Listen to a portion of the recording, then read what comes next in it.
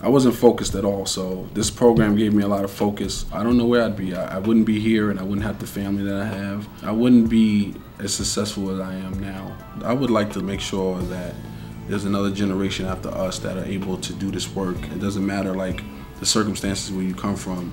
You know, you can be successful. That doesn't have to define who you are. I love meeting with kids. I love talking to them. I love, you know, the difficult kids, the guys, you know, because I see myself. So, you know, that's what I love to do.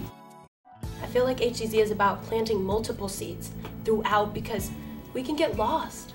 And I don't think I would have been with the agency as long as I have if it wasn't happening all the time, that someone was offering me support, helping me, showing me that there were other things that I could be doing. And now I'm getting my master's at the CUNY School of Professional Studies in Applied Theater.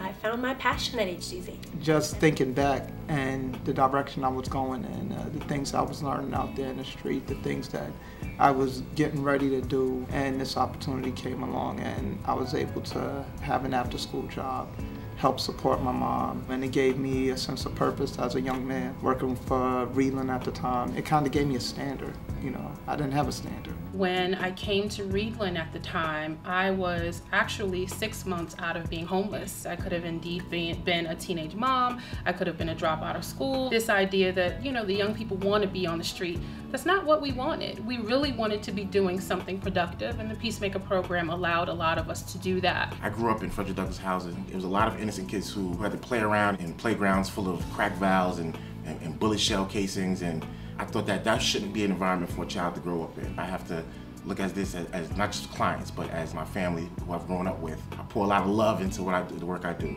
I know how it is to, you know, be in a family who struggle, and my mother didn't have that much, so I just needed a job. That was just my focus. So this is where Reedland Centers came in. Just having that family concept, that I wouldn't have had it if I wasn't here. When I think about my role in these kids' lives and how I'm giving back to them the way that Harlem Children gave to me, I see a lot of the kids' behaviors that I had, right? So I talk to these kids about, you know, going to school and making sure that they're doing their work and focusing, and I try to be that positive role model to them. Whatever it is that they need, I try to be it. Life without HCZ, the community was in bad shape, which didn't leave a lot of options for myself or any other person that was trying to find a better way.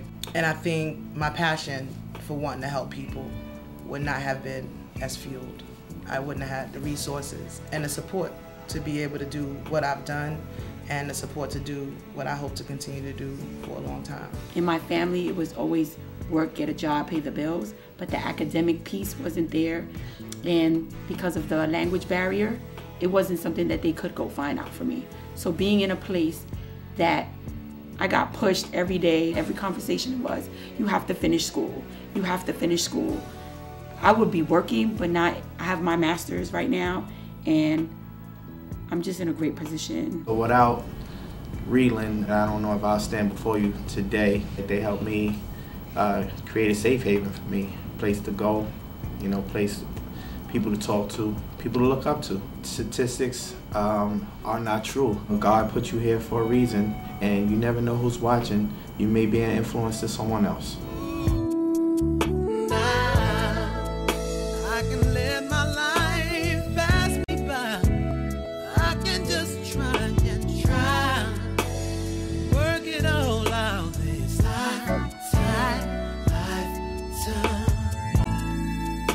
I can